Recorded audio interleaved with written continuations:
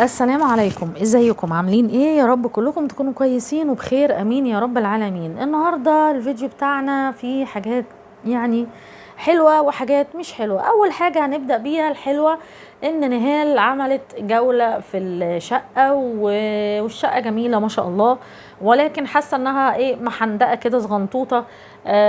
ومش عارفة، حاسة ان حتى لو انتوا كنتوا في الفيلا كانت الدنيا كانت هتبقى احسن شويه، على اساس يعني بصوا، هي سلاح ذو حدين، يعني مكان اوسع.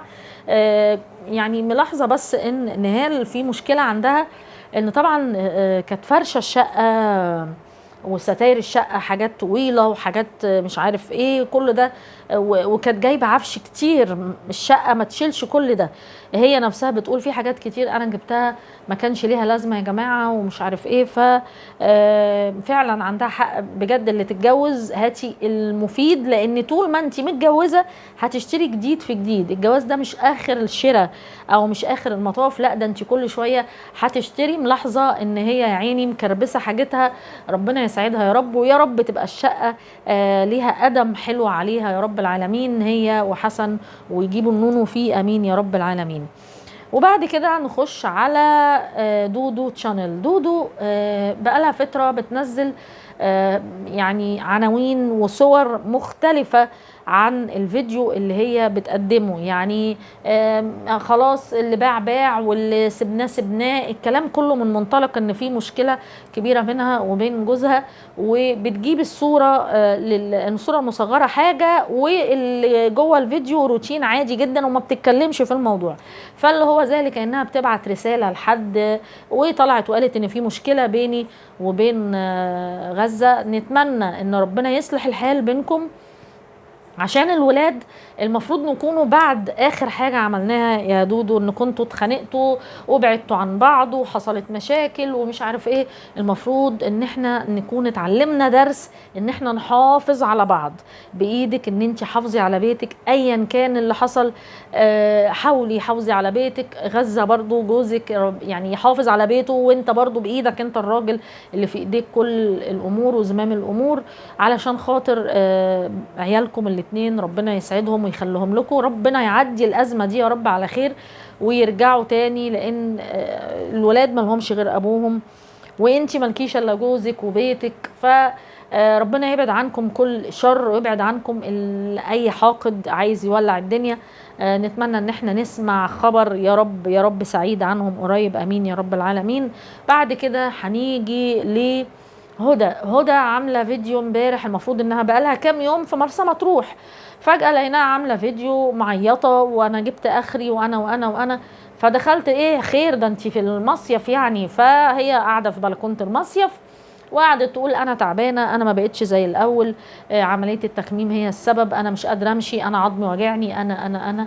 وفعلا انا عايزه اقول ان التكميم يا جماعه، يعني انا عايزه اخس، ماشي خسي، اعملي نظام الكيتو. نظام الكيتو ده ممتاز جدا جدا، لو مسكتي نفسك شهر هتلاقي نفسك خسرتي كيلوات كتيرة قوي. ولكن ان انا اقص حتة من جسمي ده برضو يعني ربنا خالق كل حاجة في جسمنا وليها فايدة، كل حاجة في جسمنا ليها عوزة.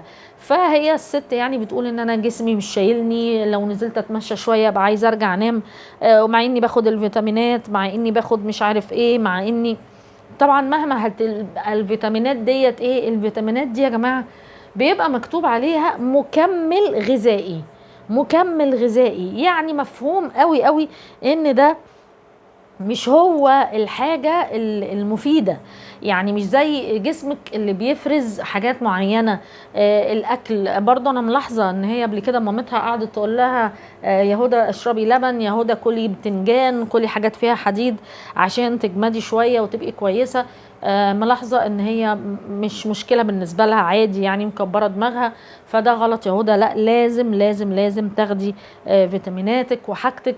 وصورت لنا وهم بياكلوا كشري وهم في مرسى مطروح، وبتقول انا ما اتمتعتش بمرسى مطروح علشان خاطر موضوع التعب اللي هي فيه، وكانت شايله هم قوي ان بتقول ده دلوقتي بيحصل كده، امال لو حبيت احمل او حصل موضوع الحمل انا هستحمل ازاي، انا هشيل ازاي، انا هعمل ازاي. عندها حق، عندها حق طبعا. نتمنى ان انت تشدي حيلك شويه كده ونخش من موضوع هدى لياسمين. ياسمين برضو عاملة عنوان العملية باظت، عملية تكميم المعدة. بتقول ايه؟ انا يا جماعة العملية باظت وليا كلام تاني وبقيت طبيعية زي بقية البني ادمين التانيين. ما هو طبيعي، انا دلوقتي قصيت حتة من البالونة اللي هي المعدة، نعتبر المعدة بالونة، انا قصيت منها حتة تمام،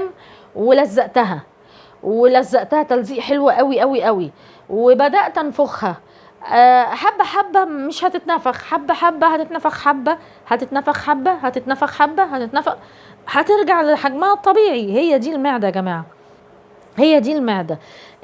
ياسمين اكيد باظت لها العملية علشان خاطر المعدة وسعت. المعدة دي مطاط بيروح وبيجي، فانا بمجرد ان انا كل لقمتين 3 10 ما امشيش على النظام هلاقي نفسي تخنت تاني. وممكن تكون ياسمين سابت نفسها على اساس ان ربنا يوعدها بحمل. انتوا جمال يا جماعة من غير عمليات وحلوين، والموضوع ما يستاهلش عملية بحاجة و60,000 جنيه. حاجة و60,000 جنيه دول كنت طلعتوا بيها عمرة أحسن لكم انت وجوزك وابنك، أو هدى وجوزها، أو عملت حاجة لبيتها، أو شالتهم تستفاد بيهم. فما انصحش اي حد يعمل موضوع العمليات ديت، ويتبع نظام غذائي هيبقى احسن لهم بكتير بكتير جدا جدا. انا واحده من الناس جربت الكيتو وخسيت عليه كتير جدا الحمد لله رب العالمين. اتمنى من كل قلبي الفيديو يكون عجبكم. اشوفكم على خير، يلا سلام.